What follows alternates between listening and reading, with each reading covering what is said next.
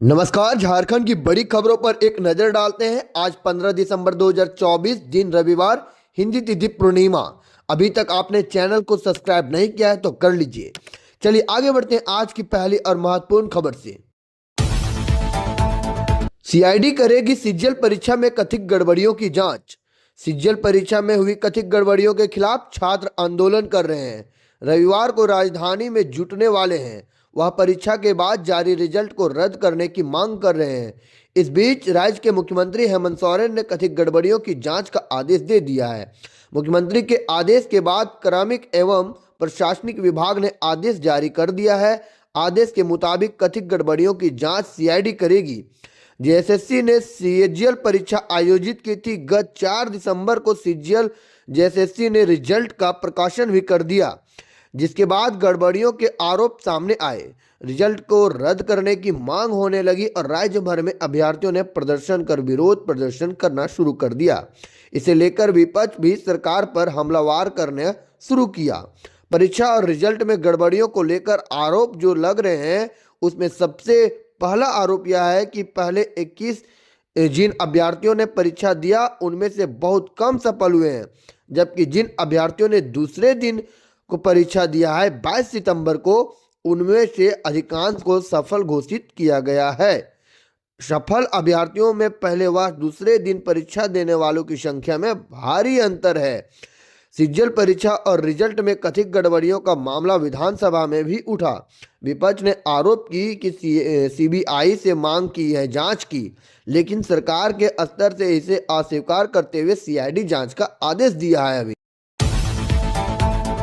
मैया सम्मान योजना के लिए जारी हुई नई गाइडलाइन, कई महिलाओं को सरकार ने दिया बड़ा झटका। योजना से बाहर करने का भी आदेश। राज्य सरकार ने महिलाओं को देने वाली मैया सम्मान योजना का लाभ लेने वालों के लिए कड़ाके की गाइडलाइंस जारी कर दिए। सामाजिक सुरक्षा विभाग के निदेशक से 3 दिसंबर को सभी जिलों के उपायुक्त को पत्र भेजकर ऐसे लाभुकों को चिन्हित करने और योजना से बाहर करने का निर्देश दिया है, जिसने महिलाओं को पति किसी तरह के सरकारी या सरकारी सहायता से प्राप्त संस्थान में मानदेय काम कर रहा हो या फिर कोई और काम हो सरकारी से, उन्हें लाभ से वंचित कर दिया जाए।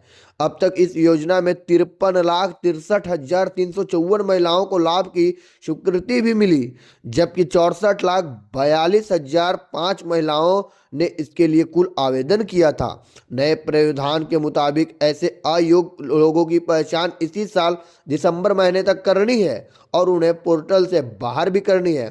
उपायुक्तों को निर्देश दिया गया है कि ऐसे लोगों को लाभ लेने से रोकते हुए दी गई राशि वसूलने की प्रक्रिया भी शुरू कर दी जाए और साथ ही साथ जो महिलाएं 2-2 जिलों में योजना का लाभ ले रही है, उसका भी पैसा वसूली किया जाए।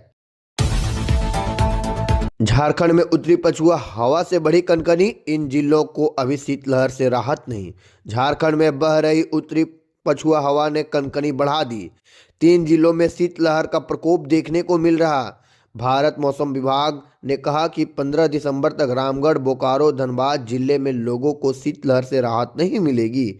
मौसम विभाग ने कहा है कि अल सुबह तापमान में भारी गिरावट आ रही है। राज्य के लगभग सभी हिस्सों में न्यूनतम तापमान में गिरावट आई। सुबह में बच्चों, वृद्धा व हृदय लोगों सहित सुबह और शाम में टहलने वाले लोगों को सचेत रहने की भी आवश्यकता है। मौसम विभाग ने यह भी कहा कि झारखंड में सुबह में कुहासा और धुंध का असर रहता है। दिन में धूप और शाम में ठंड रहती है। रात में ओस गिरने की वजह से हल्की ठंड हवा चलने की संभावना है। इससे न्यूनतम तापमान में और कमी आ सकती है। कनकनी वाली ठंड का एहसास भी हो सकता है और साथ ही झारखंड में उत्तरी पछुआ हवा से बड़ी कनकनी के कारण कृषि वैज्ञानिकों ने कहा कि पारा गिरने की वजह से फसल को नुकसान हो सकता है। इसलिए पारा गिरने की स्थिति में किसानों को खेती में लगी सब्जियां पर विशेष ध्यान रखने की जरूरत है। मौसम विभाग ने आगे कहा कि 17 दिसंबर में ठंड और बढ़ने की संभावना है। सुबह में घने और कोहरे से परेशानी बढ़ सकती है। मौसम विभाग ने सारे रिकॉर्ड को देखेंगे तो पाएंगे कि दिसंबर के महीने में रांची का न्यूनतम तापमान 4 डिग्री सेल्सियस तक आ चुका है। 29 दिसंबर 2014 को न्यूनतम तापमान 4 डिग्री सेल्सियस रिकॉर्ड तोड़ किया गया। दिसंबर के महीने में 2018 में एक दिन में 18 दिसंबर को 57.8 मिलीमीटर बारिश हुई थी। लातेहार के सड़क पर युवक की मौत, बाद में परिजनों ने सड़क जाम किया, थाना प्रभारी पर लगे गंभीर आरोप। लातेहार में सदर थाना क्षेत्र के सीसी गांव निवासी एक पॉलिटेक्निक छात्र जितेंद्र कुमार गुप्ता शुक्रवार रात एक सड़क दुर्घटना में मौत हो गई, जिसके बाद आक्रोशित परिजनों ने शनिवार को शव के साथ 10 बजे NH 75 जाम कर दिया। इस वजह से वाहनों का आवागमन 4 घंटे तक ठप रहा। दोनों ओर से वाहनों की लंबी कतार लग गई।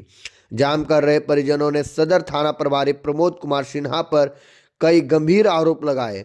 परिजनों का कहना है कि सड़क दुर्घटना के बाद जिस वाहन ने जितेंद्र को धक्का मारा वह 3rd रेलवे निर्माण कार्य का था, जिसे न्यू पुलिस लाइन में दुर्घटना के बाद परिजन और ग्रामीणों ने पकड़कर थाने भेज दिया। देर रात कंपनी की मिली भगत से सदर पुलिस ने उस वाहन को छोड़ दिया। इससे मृतक के परिजन काफी आक्रोशित थे। जाम कर रहे लोगों ने थाना प्रभारी को जाम स्थल पर बुलाने की मांग कर रहे थे, लेकिन थाना प्रभारी नहीं पहुंच सके। जाम की सूचना पर पहले सीओ अरविंद देवाशीष टोपो पहुंचे। इसके तुरंत बाद लातेहार SDPO अरविंद कुमार और SDO अजय कुमार रजक भी पहुंचे। अधिकारियों को काफी समझाने बुझाने के बाद जाम हटा लिया गया। परिजनों ने जाम हटाने से पहले SDPO को थाना प्रभारी के खिलाफ उचित कार्रवाई करने और SDO को उचित मुआवजा दिलाने को लेकर लिखित आवेदन दिया। वहीं 3rd रेलवे निर्माण कार्य कर रही कंपनी पर कार्रवाई करने की बात भी कही गई है। जेएसएससी सिज्जल मामला प्रदर्शन में शामिल एक व्यक्ति को पुलिस ने पकड़ लिया। जेएसएससी सिज्जल मामले में बोकारो से एक व्यक्ति की पकड़े जाने की खबर है। पकड़े गए व्यक्ति को रांची के नामकुम थाना में रखा गया। हालांकि इसकी आधिकारिक तौर पर पुष्टि नहीं हो पा रही है। जानकारी के अनुसार जेएसएससी सिज्जल परीक्षा को लेकर पिछले साल नामकुम में छात्रों ने प्रदर्शन किया। इस प्रदर्शन में शामिल एक व्यक्ति को पुलिस को ने पकड़ा। वहीं दूसरी तरफ रविवार को भी राजधानी में 5000 अभ्यर्थी जुटने वाले हैं। परीक्षार्थी रिजल्ट रद्द करने की मांग कर रहे हैं। इस बीच राज्य के मुख्यमंत्री हेमंत सोरेन ने कथित गड़बड़ियों की जांच का आदेश दे दिया। इसके बाद कार्मिक एवं प्रशासनिक विभाग ने परीक्षा में हुई कथित गड़बड़ियों की जांच CID करने का आदेश दिया। बता दें कि झारखंड कर्मचारी चयन आयोग ने संयुक्त स्नातक सिज्जल परीक्षा आयोजित की थी। 4 दिसंबर को जेएसएससी ने रिजल्ट भी जारी किया, जिसके बाद राज्य भर में अभ्यर्थियों ने विरोध प्रदर्शन शुरू किया और परीक्षा में रिजल्ट गड़बड़ियों का आरोप लगाते हुए रिजल्ट को रद्द करने की मांग भी करने लगे। परीक्षा और रिजल्ट में गड़बड़ियों को लेकर जो आरोप लग रहे हैं उसमें सबसे पहला आरोप यह है कि पहले दिन 21 सितंबर जिन अभ्यर्थियों ने परीक्षा दिया उनमें से बहुत कम सफल हुए, जबकि जिन अभ्यर्थियों ने दूसरे दिन 22 सितंबर को परीक्षा दिया उनमें से अधिकांश बच्चे सफल घोषित किए गए हैं।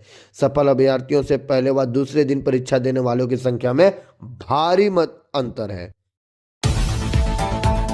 बाबूलाल मरांडी का स्वास्थ्य मंत्री से आग्रह, दूर करवाएं धनवार के स्वास्थ्य केंद्रों में डॉक्टरों की कमी।